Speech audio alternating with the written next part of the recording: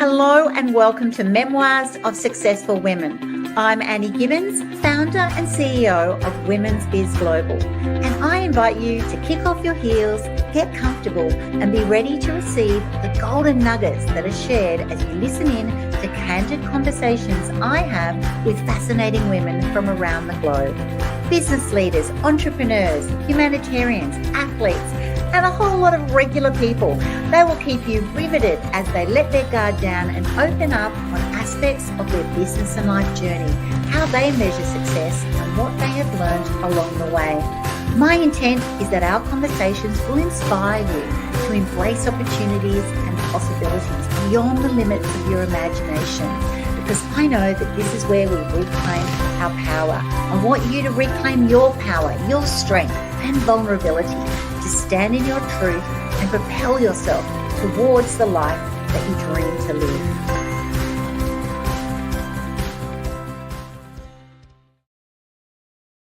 Hello and welcome to Women's Biz Podcast, Memoirs of Successful Women. I would love you to get ready to be inspired by an incredible force of positive change today. I am so thrilled to introduce you to Cathy Derksen, who is a visionary founder of Inspired Tenacity Global Solutions. She is a disruptor and a catalyst on a mission to transform lives of women in her community and around the world. Like myself, I absolutely love her unwavering determination to empower women and rediscover, actually, their brilliance, their voices, and step into new possibilities. She's not only an international speaker and an 11 times #1 best-selling author. Her stories really ignite fire within readers. They seriously do. They inspire them to take leaps of faith towards their biggest goals, and that's what I absolutely love celebrating. Welcome to the podcast, Cathy. Well, thank you so much for having me. I'm excited to have our chat. I'm super excited to have you on my show, and I'd love to dive into a question to you, Cathy. In midlife, many people hesitate to step into new possibilities. It's kind of like, is it too late? I don't know. I've just settled, right? So can you share a pivotal moment that you decided to embrace change, and how did it transform your life as an example for how it could transform others? Yes. No, that is a large question, and I could take it in so many different directions. And so far, I have done 2 major career changes. So about 12 years ago was my first one. At that time, I was in a toxic marriage, working in a toxic work environment, and just knowing, it just hit me that this is not okay. I cannot keep going like this. Life is too short. So that was my first big change. I left the marriage. I left that whole career behind. And at that time, I knew I really wanted to focus on helping women, and just kind of started digging into how is it that I can help women change their lives, like to really have an impact, not just to do a little bit of help here and there, but to really have an impact, to change their life. And at that time, I thought I would go into financial planning. I thought, well, money is an area where a lot of women could use some support. And so I went into financial planning, did all the certifications, 10 years of working in the investment companies and big banks. And again, really realized I'm helping people, but not having a life-changing impact on their future. And that's when, again, it hit me. I thought, okay, I need to refocus on how is it that I do this?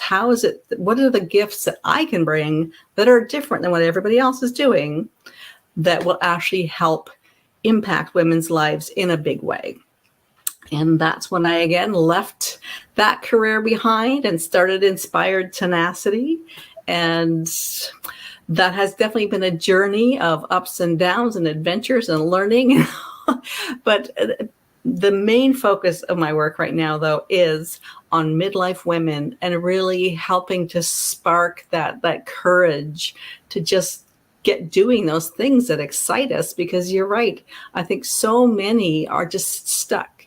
And I think it impacts women more than men And I think because many of us were mothers for decades, we were often working jobs that we took just because they fit our family schedule, not necessarily something we were really, really passionate about. So we get into our, late 40s, 50s, into our 60s, and just realize that, what you're spending your life doing is not something that excites you. And like you're saying that, this feeling of, well, I'm too old to learn something new. How am I going to start over? And what will all my friends and family think if I suddenly just do something completely different? And that is my main focus, to give women that support, to know you've got a whole community here in the world. Let's do this together. It's such a better way of doing it together. And what a huge journey you had. But actually, as a business coach myself, I tell you what, your journey is replicated all around the world. Those things that you discovered, that you were in a career, I know, for like 25 years before you suddenly went, you know what, this isn't doing it for me. Now, you did leave your husband and everything else as well. So you did a dramatic move. A lot was going on there that we won't have time to unpack today. It doesn't have to be that dramatic, but it is true. How many of us have actually just went, look, I'll take this part-time job because it works for the family. And it might not even spark any joy for you. It's just something you do, or be in relationships, or have friends, or certain things because you've just acquired them due to a stage of life. And it is amazing that it can sometimes take a decade or 2 or 3 to suddenly go, you know what, I don't even know how I got here. I'm not even loving it. In fact, I look back and I might never have loved it, or I certainly haven't for a long time. And I think it's such a great conversation to have, that you can actually make that change anytime. I'm always saying your empowered future starts now. You can do a change now that's going to affect the rest of your life. It doesn't matter where you were. It can be that simple. I love the word that you use, courage, though. It requires courage and real bravery, because our heads, you suddenly, once you start exploring it, you feel like your handbrakes go on and go, oh my gosh, what am I thinking? Am I crazy? Maybe everyone will be right that, oh, that won't happen, or you're too old, but you're definitely not. And I love what you're doing. Now, your journey, though, and I think you reference this, it's going to have ups and downs. You've gone from something extremely settled, something that you are the expert in, you could do it in your sleep, to suddenly setting up your own business, and something like women's empowerment. Like, it's just so wafty, isn't it? You're going to need a community. You're going to have to build a community in your business. That's really crucial for you being able to move ahead on that journey. So how have you nurtured your community? How have you actually built that? And then how do you not only nurture it, you grow it, you support your community of women's empowerment? Yes. I think that building community is definitely what has helped me to continue and to move into brand new areas where I never would have seen myself before. And I've really found that working on compilation books, collaboration books, anthologies, whatever word we choose to describe them as, so multi-author book projects where you're working with a team on a theme, creating something new, I have found that has been the best way for me to build community, because you're often working with people from all over the world. You're working on a project that you're all inspired and excited about. You're inviting each other onto podcasts and other kinds of interviews, and just connecting with those communities of all those people. Again, you imagine most of those books have either 20 to 40 or more people in them. Now you're connecting with the communities of each one of those people who's in that book with you. So to me, that's been a huge part of how I've been building my community. And as you've mentioned, so far I've been in 11 books that are published, and I've got about 6 more on the go right now. So I do love building my community through books. And I think another way that I do it, LinkedIn is my favorite social media. And I find the conversations there are often, I think they're more real than, say, on Facebook and things where it seems like people are just kind of putting on a front. And I really love connecting with new people. So connecting with people through people, and just really getting into conversations, jumping on chats together, And yeah, to me, that's really just sort of blossomed. And I just have been loving building my community. Oh, so many books on the go. I love that. It's true though, because you're then sharing that journey with so many other people and you get to know them so much better. All of their insecurities will raise to the surface because they're doing something that's out of their comfort zone. So while you're facilitating that, you're also getting deep and personal with all of those people. So it's exciting because they're then going to be a published author and hopefully an international bestseller. And then you're also, raising all of their, oh my gosh, am I worthy of being here? Is my story good enough? Oh, it's just such an incredible way to actually build authentic communities. Now, your work, therefore, is all about helping others share their stories and having that wisdom to inspire others. I so love it. Do you have a story that you'd be able to share from your own life that's had a real profound impact on your journey of change? Oh, well, I guess besides the stories of leaving marriages, changing careers, all those kind of fun things, one of the really pivotal moments, I think, that really got the ball rolling for me was while I was still in my marriage, and we've got 2 kids that were young teenagers at the time, and we were involved in a fatal car accident. And luckily, my family, we were fine physically. A lot of trauma, as you can imagine, but one of the other drivers did not survive the accident. And it really became a shift in my life, a shift in just that I'm sure that is really what sparked me to recognize what a toxic life I was living, and to give me that real courage and tenacity to get out of it. Because really, it was not easy to go through any of those changes. So it really did require a set determination.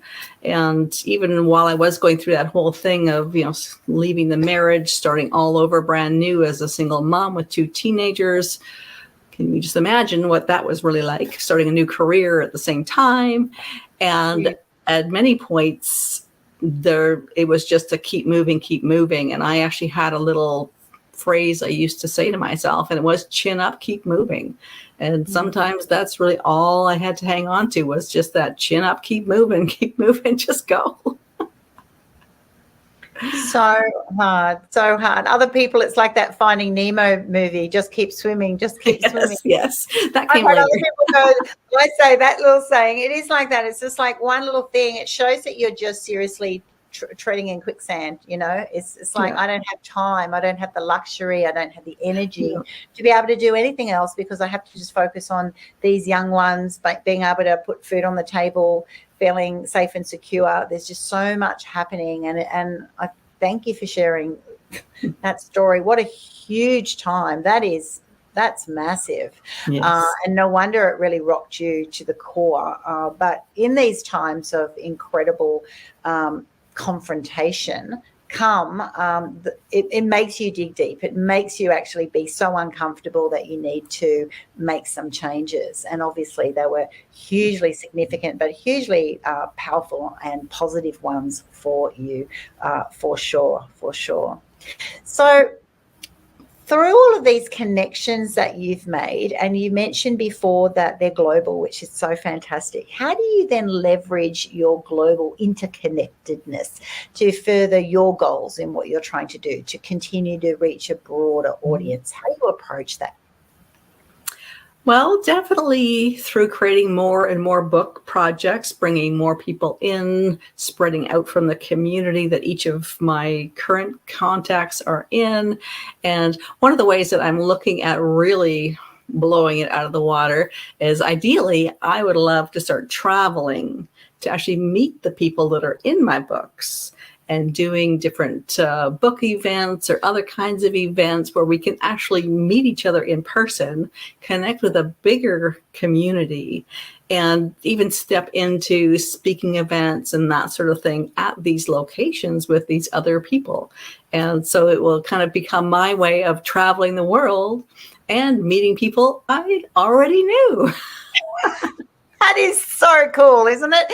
Just to imagine that. I know I've got people all around the world, and I've just come off a call this morning, and we're planning a trip to Africa next year to go and support them. And I was the same excitement of, oh my gosh, I feel like I know you. We've connected and we've done such deep things with each other, but we've actually never hugged. I haven't seen your area, your favorite coffee shop, your whatever, it just makes it so different. And it's so hard when you work in a global market that most of it is wonderful, brings more opportunity, but also it's kind of like, oh, well, I'll never be near everyone, but you can certainly plan out opportunities to connect. And I think that is just, it's going to takes you to those lifelong friendships as well, I think. That's exciting. I can't wait to hear where you decide to go. I've got to come to Australia. Come to Australia. We will look after you. We're very, very friendly. Oh my goodness. Now you're all about encouraging others to dream big, and absolutely, why shouldn't you just go for the pinnacle, but it's harder than we think for most. So what advice do you give some of our listeners now? They're sitting there going, I know I'm uncomfortable. I know I'm that person she's talking about, in your own way. You're sitting there going, why am I in this relationship? Why am I in this job? Why am I living life? Why do I spend the day that I have this way, right? There's so many things that start surfacing in a conversation like that. What advice would you give someone who may be excited but hesitant to pursue their biggest dreams due to fear or self-doubt? Well, I've got a couple of things. One, I want to give you a quick little quote that has become one of the guiding posts in my life. And it goes, don't ask what the world needs. Ask what makes you come alive, and go do that. Because what the world needs is more people to come alive.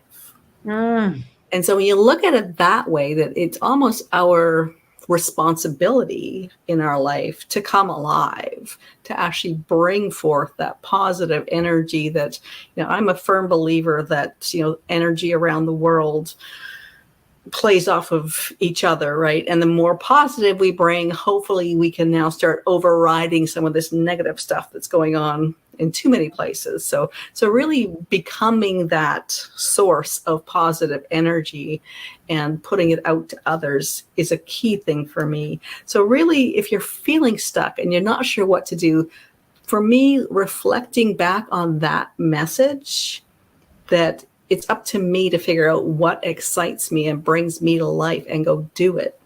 And then the other part of that, I always remind women that your immediate family and friends are probably not the people who are going to encourage you to step out into something completely new.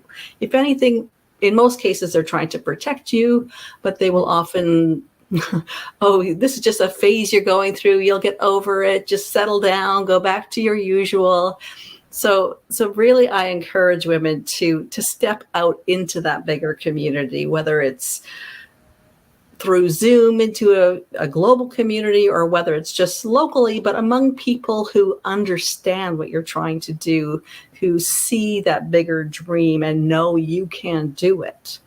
And so by connecting with those people and getting their support and encouragement, you're much more likely to be successful. So that is a huge thing that I just, your friends and family are lovely, but do not depend on them for that encouragement and support for making big changes.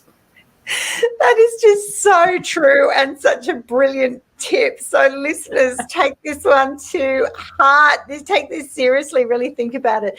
Exactly, because they do want to protect you. Ultimately, it's not as if they're bad. They just don't want you to get hurt. They don't want you to fail. They might have seen you in tears many times before and go, oh gosh, we don't want to do that again. Or they also don't see life through your lens, right? They don't even know what you're wanting. They might not have had that experience. They might not relate to it. So they're just trying to keep you nested, right? And it took me a very long time to realize this as well. So I am so thankful that you shared this as a big tip, because I used to get told, Annie, you're crazy. You're such a dreamer. Why aren't you comfortable? Why aren't you satisfied? You're like, yes. Why aren't you contented? As if it was a really bad thing. And I'm like, I am content. I am satisfied. But isn't there more? And they go, no, there's not. And I'm like, wow. I was just like, that's so sad. And then it wasn't until I reached out and started doing the things that we're talking about today, I suddenly found my tribe of going, oh my gosh, all of these people are like me, like in a way that believe in it, girl. I got your back, sister. You know, you go for your, and I'm like, oh my goodness, like I'm not actually, I was just in the wrong pond, or I was asking the wrong people. Yes. And it's absolutely, don't start thinking, oh, my family aren't there for me. They are. They're there to go, I want to protect you like a little baby. I don't want you to have any harm whatsoever. Whereas these other people will go, yeah, they'll go, if you're not failing regularly, if you're not pushing yourself, you're not growing. And they'll also see things from different perspectives. That is golden advice. I absolutely love that. Now, you've shared some of your huge challenges and learnings. Could you elaborate on how these experiences have shaped the approach that you now go to empower women to have positive impact? You know, you're taking your lived experience, those hardships that you've had, your huge growth transitions, if you like. It's got to have affected the way you actually get up every day and approach the world the way you do through Inspired Tenacity. Oh, yes, definitely. And when I first left my corporate job and set out on my own to do my business, I had kind of a model in my mind of kind of a coaching, life coaching, money coaching kind of idea. And part of that was because that's what I could see. I could see people doing that coaching new business. And it really wasn't until I was into the first year and probably partly into the second year of my business, where I was really following my gut, listening to my intuition, really focusing in on what is my special thing I'm bringing here. And that's when I really got focusing on the books and really realized that this is how I can really impact and change women's lives. And 5 years ago, if you'd asked me if I was going to get into the publishing industry and I was going to be supporting other people getting into books and becoming published authors, I would have laughed at you, because there was not even an inkling that that was the direction I was going. So it really has been in that part of really fine-tuning and trusting my gut as it's leading me in different directions, that this was what I was meant to be doing. And now here I am. It's been about 1.5 years that I've been doing this pretty much full-time as my focus. And I look back at the ripple effect of what I've created really in the work that I'm doing. And now there's been so many women that have been in my projects from all over the world who have now built the confidence to launch brand new businesses that they were just puttering with before, to now publish their own solo book, which again, they'd been working on for years and had never had that confidence to step into. Even some of the women that I work with have stepped into running their own retreats internationally and things like that, that are, obviously, I'm not taking full credit for these things that have happened, but it's been those sparks of seeing what other people are doing and being part of that movement of women creating bigger things and stepping into them. Because that's another thing that I think the books really help with, is that idea that until we've seen something, we don't see ourselves doing it. We don't see ourselves in that little video of that happening until we really can see it in our mind. And I find with the books, as we read and absorb each other's stories and we see those examples of what other women are doing and changing and creating and inspiring, I really believe that it helps each of us then to build our own confidence. And hey, if she can do this, I can do this. If they can create that massive change in what they're just around the world and what they're doing, hey, I can at least help out and chip in. And the next thing you know, you've created a whole new thing. Absolutely. Every time, I'm a hiker, so every time you get to a summit, you go, oh, wow, I thought that was it. Then you pause, you look and go, oh, now there's more. But it seems more achievable because you suddenly look back and go, well, I didn't think I'd do this, so maybe I can do that next leg. I so love that. What a journey you've had then, going from, I think you started medical genetics was your primary role. Yes, And then you 25 years. Yes. And then you've gone to financial planning, and now here you are in publishing. So I think, those mainly ladies listening in, look at this, you can talk about reinvention.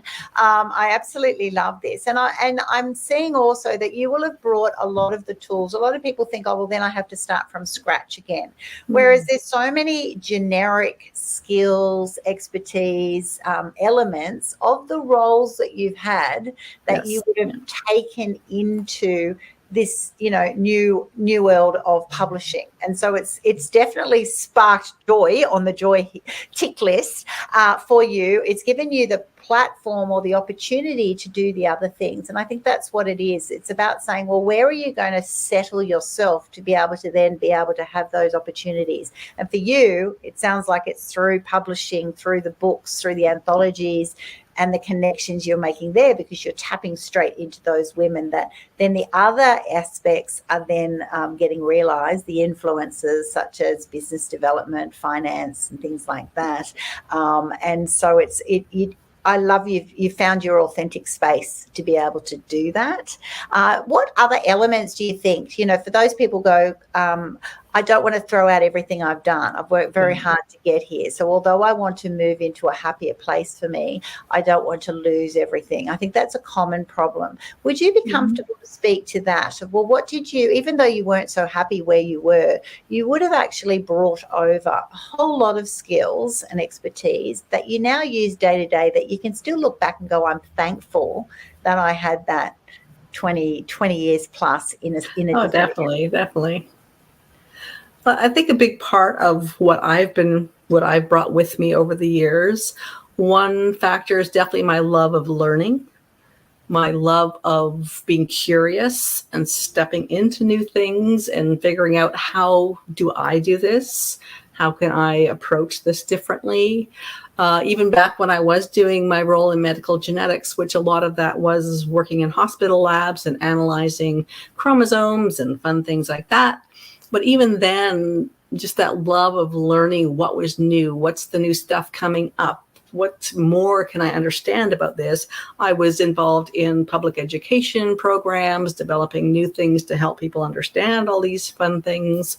And of course, that was back when Dolly the sheep was around with the cloned sheep and the Human Genome Project. And there was a lot of big things going on. So the learning, the helping others learn, the supporting people in that environment. And I think just that always having that underlying need to be of support for somebody else, whether it was as the messenger, whether it was as the teacher, all of those kind of things, I think was a huge part for me. And to your point about that probably is a huge thing that does hold a lot of women back, that they don't want to just leave behind their tools and the things that they've learned before. And I think that is a key thing to really think about. Okay, what are the real base core parts of those skills that you're bringing with you? And things around empathy, listening, coordinating, learning, so many of those core skills that you did learn back then are the things that you will bring forward into the next piece of what you're doing. And really just trusting in yourself that you can learn and you can figure it out, and you can build community, which helps to do all of those things. Exactly. Because you can't be your own island. You can't go and do this massive leap and then expect it all to suddenly come. There's going to be a lot of learning. And it helps when you do that with others, that you connect with a broader church, if you like. And that's now in a global environment for most of us. And it makes it exciting. It's really amazing. You learn so much off the collective. I find I'm learning things off other people every day, just from their different perspectives, or seeing something unravel in a different, in their unique way. It might be because of where they live in the world, might be their cultural influence, it might be another aspect of diversity. It's so fascinating to see us all grow in different ways. Such a joy having you on my show today, Cathy. How are people going to connect with you then? You've got your website, inspiredtenacity.com. What are they going to find when they go there? What is the best way to get involved? And also, what books do you have coming up that they might be interested in? Yes, yes. So yes, my website's got tabs for all sorts of things. It's got a tab there for gifts. So there's a opportunity to book a time with me. We'll have a half-hour chat about what your goals are as an author and getting involved in books. There's also some free PDF versions of my previous books that you can download those. So, and my website has information about my past books and links to all of the Amazon pages, as well as my current book projects that I'm looking for people to jump into. So that's exciting. And right now I've got a few different projects, as I mentioned. Because of my background in science and tech, I always like to create a series of books for women that work in STEM. And so one of my books is called The Evolution of Leadership in STEM, Women Catalyzing Change. So that's for, and again, these are all global projects, women from all over the world. Another one is focused on women transforming leadership in business and community, which I think is a huge thing because women are approaching things differently. We're focusing more on how do we create a win-win-win-win-win, not the win-lose or the, I'm the big boss, you're the little guy, but more of that collaboration, supporting each other, mentoring. So leadership has become a huge focus. One of my other ones is called Ripple Effect of Impact, which so many of us as entrepreneurs, what we're trying to accomplish is impacting people, politics, environment. Everybody's coming at it from a different angle, but creating impact is such a huge thing. And so that's that focus of that book is really looking at that. So what is the ripple effect that you're creating with the impact that you're having? I love that one. And going forward, I've got a few other projects on grief, one focused on widows. I'm starting to work with groups of people that have podcasts and creating books focused around their community.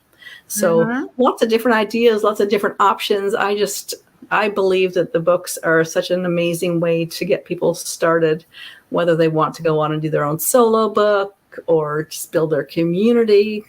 I love it. And I'm always open to new ideas. I love that. And it's such a stepping stone. I think coming in, if this interests you, definitely jump onto inspiredtenacity.com. Check out what opportunities there are. Definitely book in for that free conversation with Cathy so you can explore where you're at. Obviously, we're all going to have different areas that we are passionate about that you could become part of an anthology, or you might even be able to create, a whole new one based on, your needs or desires. But it's such a great way of, having a bite-sized entry into that whole world of authorship, because once you've done this stepping stone, write a chapter of a book, you can then suddenly go, oh my gosh, I've suddenly got to that next level. I could even do my own. And having your own authority book, particularly if you're in business, of something that you are the expert in, is just so powerful, as well as obviously those who just want to write that novel that they've always been thinking about for sometimes many, many, many years. Or you might have even sketched out an outlet. I know we often, once you start tapping in, suddenly all the paper comes out going, well, yeah, it's not a new idea. So I encourage you to jump onto that, everyone. Thank you so much for being on Memoirs of Successful Women today, Cathy. It's been a really fantastic conversation. Thank you, Annie. I'll come back anytime. Thanks so much for tuning in to this episode of Memoirs of Successful Women. I'm Annie Gibbins, founder and CEO of Women's Biz Global. And if you would like to fast track your future success, hop on over to womensbizglobal.com. Find out about all things women's biz, and most importantly, take the opportunity to have a free trial of Women's Biz Tribe. I look forward to seeing you online very soon. Until next episode, bye for now.